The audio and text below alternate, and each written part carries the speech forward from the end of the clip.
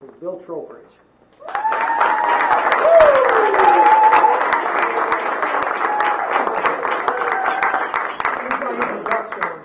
It was. Okay. Well, let me add my thanks to Richard and Jennifer for all of this. I'm going to inflict some more fool poems on you tonight. Thank you.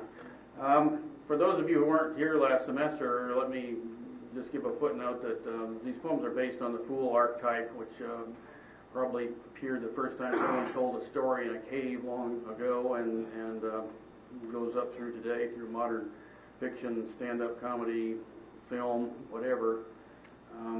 My fool is therefore, because he's an archetype, appears in all times. He might be in the 18th century in one poem, and in the 20th century in another poem. He dies and is reborn many times as the fool figure is. And he also fluctuates a bit between earthly matters and the celestial city.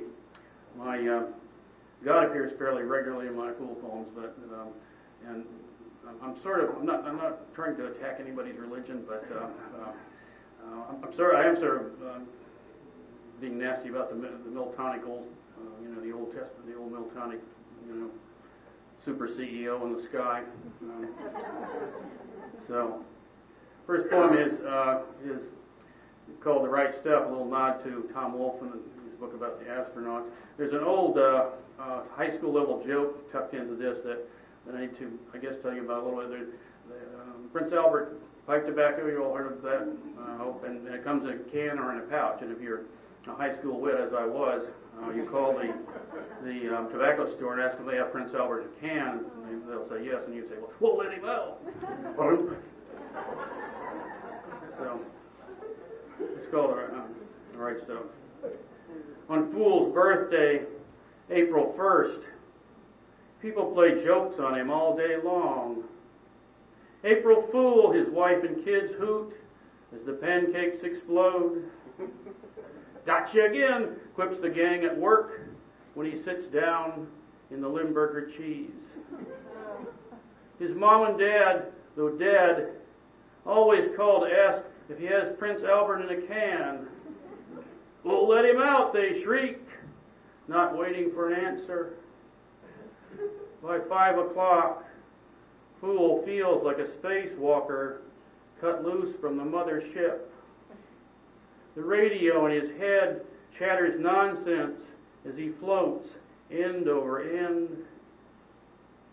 You are my sunshine, he sings sotto voce, my only sunshine. A little singing for you, I can sing too. Thank you, God love you. This is a brand new fool poem I'm going to try out. And you all know what the Bronx Cheer is, don't you? Somebody let me know what the Bronx Cheer is. Okay, all right.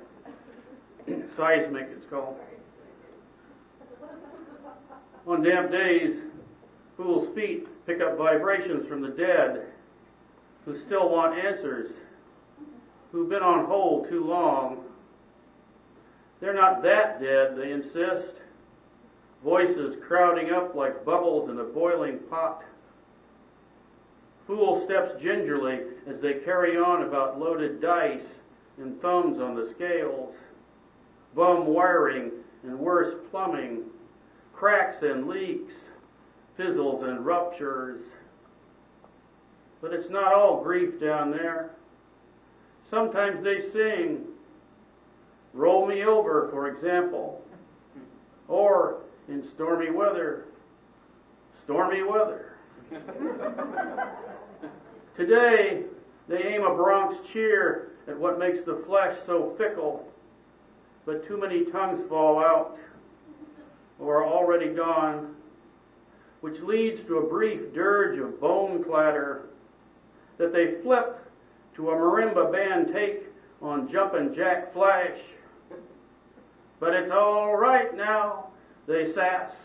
In fact, it's a gas, which makes Fool look both ways and try a little strut.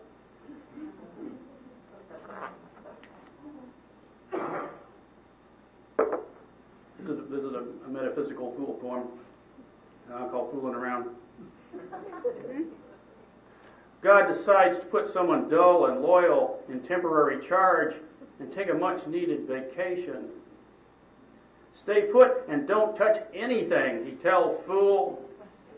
Then Leadfoot's his platinum Hummer to Vegas, where you get free drinks if you gamble.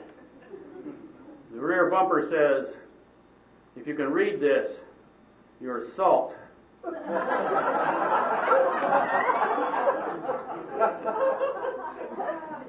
Fool's not about to touch something, being now an omniscient klutz, or omnipotent klutz, but he can't resist trying to pick up the hammer of creation, which causes him to stumble against the divine trash bin, spilling hate and death into the pipeline which schleps them back into the fabric of temporal life, where they'll be hell to pay. Fool knows, being omniscient also. Hate and death collide with an earth perfected through love, science, and blunders, closing the festival of cushy jobs with free lunches, the Madness, War, and Cancer Museum, the 20 or 500 age-guessing jamboree. Tragedy vaults back above comedy in the canon, and his hour come round at last. Maple-eyed little Adolf becomes a real boy again.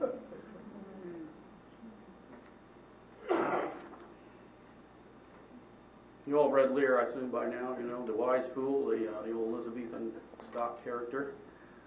So I had to make Fool a wise fool. It never works out very well for him, but I did it anyway. There's another dusty joke here that I need to remind you about. Why the chicken cross the road? Get on the other side. The world's oldest joke. Wise fool. Fool's appointed the king's confidant and resident goofball, the mental power behind the throne, who speaks in jests and riddles. This is a big responsibility, thinks Fool. Say the wrong thing and thwack. Even say the right thing in a slightly wrong way, and watch the dominoes clatter into a black arrow pointed straight at yours truly. So Fool sticks to the chicken joke and the Randy Tinker stories, laced with a couple of mossy ballads, hoping nobody will end up paying much attention to any of it, though he finds himself hailed for the kingdom's golden year, that to get to the other sideline alone turns an army revolt into a fife concert. Imagine Fool's surprise and relief till they need a beloved celebrity to burn for the smallpox epidemic.